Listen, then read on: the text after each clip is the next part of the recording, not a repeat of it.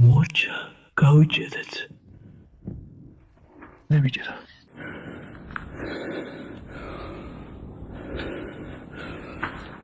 რუსეთი ამ წუთებში ანადგურებს მთავარ მართლმადიდებლურ სიწმინდეს კიევში. რუსეთის ფედერაციის არმიამ გაუშვა რაკეტები მართლმადიდებლურ კიევო-პეჩერსკის ლავრაზე, რომელიც ახლა სამწუხაროდ იწვის.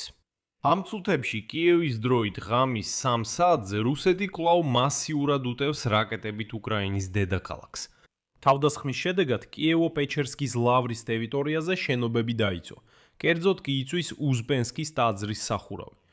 ინტერნეტში უკვე გავრცელდა ამ ხანძრის შოკის მომგვრელი კადრები. გარდა ამისა, ამ გამოშვების ჩაწევის მომენტისთვის უკვე 150,000 კიეველი ელექტროენერგიის გარეშე დარჩა, რადგან რუსეთი ენერგეტიკას უტევს. და სამწუხაროდ ამით შეტევა არ დასრულებულა. და სწორედ ამ წუთებში, როცა მე ვწერ ამ გამოშვებას, რაკეტები და უპილოტოები კვლავ აგრძელებენ კიევზე ფრენას.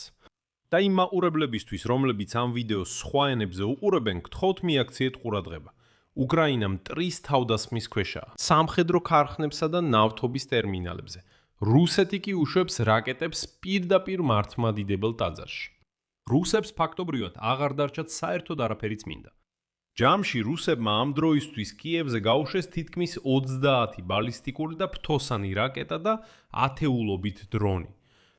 და ეს მოხდა მაშინვე მას შემდეგ, რაც 5 საათით ადრე ვლადიმირ პუტინი ტელეფონით უჩიოდა დონალდ ტრამპს უკრაინის დაბომბვებზე უკრაინაში. და ქვია ალექსეი პეჩი.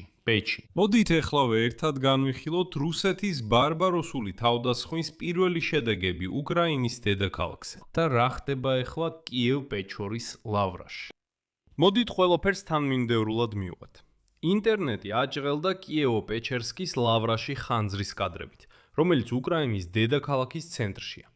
რუსებმა მასიურად შეუტიეს კიევს, ორშაბათს ღამით, რის შედეგადაც რის გამოც კიევო-პეჩერსკის ლავრის ტერიტორიაზე შენობები დაიწვა, კერძოდ კი იწვის უზპენსკის ტაძრის სახურავი.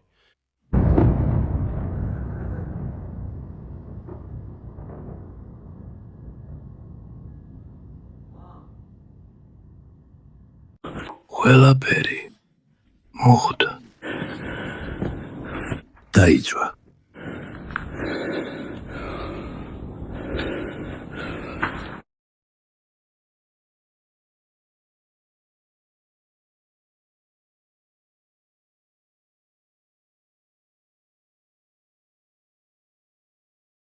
კიევის მერმა ვიტალი კლიჩკომ განაცხადა, ციტატა: კიევო-პეჩერსკის ლავრის ტერიტორიაზე გაჩნდა ცეცხლი, ხანძარია უსპენსკის ტაძრის სახურავზე. როგორც მოგვიანებით გახდა ცნობილი, ხანძარი მოხდა მას შემდეგ, რაც რუსული რაკეტა პირდაპირ ტაძარს მოხვდა.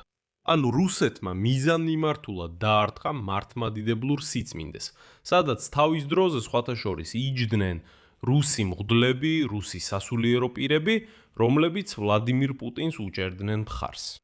კიევის საქალაქო სამხედრო ადმინისტრაციაში დანაცხადეს, ციტატა: დადასტურებულია შენობების აალება კიევ-პეჩორის ლავრის ტერიტორიაზე, წინასწარი ინფორმაციით პირდაპირი მოხვედრის შედეგად.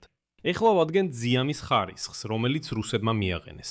ტარდება ღონისძიებები ლოკალიზაციისთვის უსაფრთხოების პროტოკოლების ფარგლებში.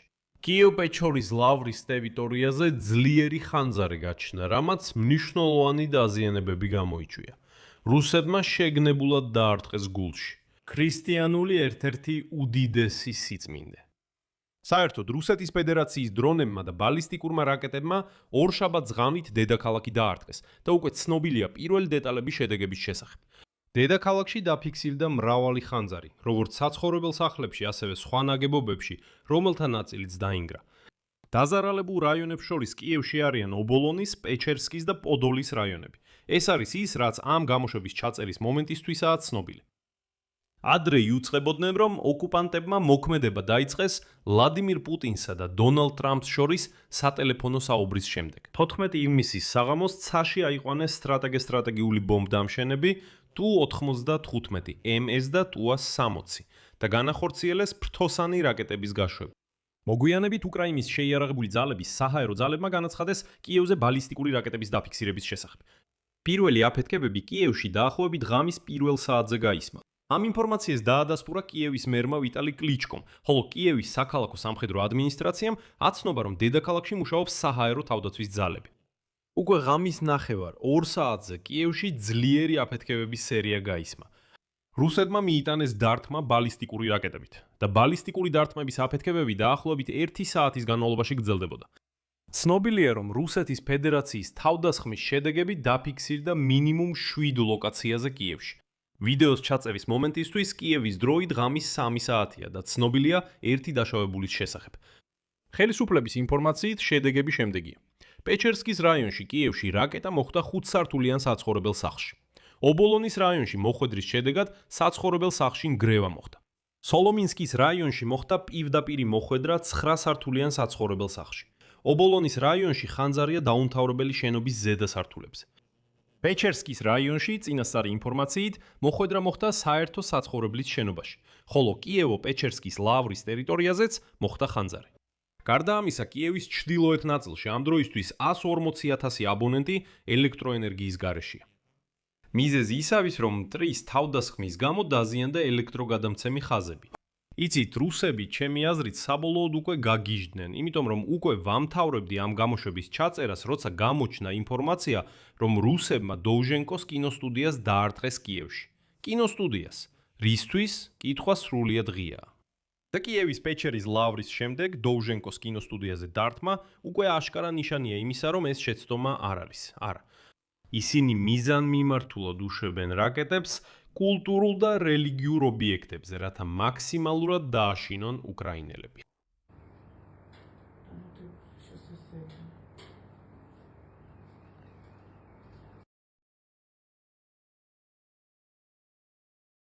და აქ მინდა შეგახსენოთ, რომ ამ თავდასხმამდე სულ რამდენიმე საათით ადრე ვლადიმირ პუტინმა და დონალდ ტრამპმა სატელეფონო საუბარი გამართეს, სადაც მელოტი დიქტატორი პუტინი ისევ უჩიოდა ამერიკის პრეზიდენტს, თითქოს უკრაინა რუსეთში მშვიდობიან ობიექტებს ესხმის თავს. ამიტომ პუტინმა, როგორც მისი თანაშემწე უშაკოვი ამტკიცებს, ტრამპს განუცხადა, რომ ციტატა კიევის არც ერთი მცდელობა დაარტყას რუსეთის ფედერაციაში მშვიდობიან ინფრასტრუქტურას არ შეცვლის ვითარებას ბრძოლის ველზე. მშვიდობიან ინფრასტრუქტურაზე რუსეთის ფედერაციაში დარტყმები არ შეცვლის სიტუაციას ბრძოლის ველზე. რუსმა დიქტატორმა ასევე დაადასტურა თავისი ძველი თეზისი, თითქოს ვლადიმირ ზელენსკის თუ შეხვედრა უნდა მოსკოვში ჩამოვიდეს.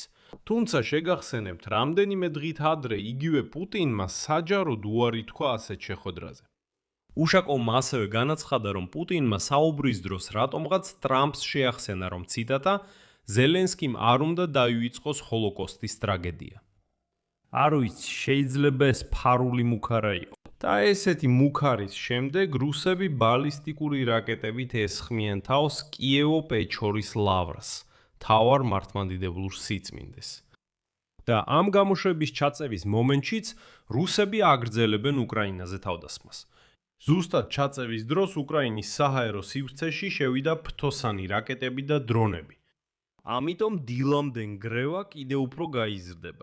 და ბოლოს ამ წუთებში გახდა ცნობილი, რომ ხარკოვში, როდესაც ერთსა და იმავე ობიექტზე განმეორებითი დარტყმა განხორციელდა, ერთდროულად დაიღუპა 5 მაშველი, რომლებიც რუსების წინა თავდასხმის შედეგებს ებრძოდნენ. ამიტომ ნათელი ხსოვნა ყველა დაღუპულ უკრაინელს და მარადიული წყევლა თითოეულ გაურეცხავდა გაველურულ რუსს. იცით, თქვენს ძულხართ მთელ ცივილიზებულ სამყაროს. იმიტომ რომ თქვენ აღარაფერი წმინდა აღარ დაგჭათ, თუ თქვენს რაკეტებს უშვებთ მთელი კიევის რუსის მთავარი მართლმადიდებლური სიწმინდისკენ, კიევ-პეჩერის ლავრისკენ. თქვენ ცხოველები ხართ.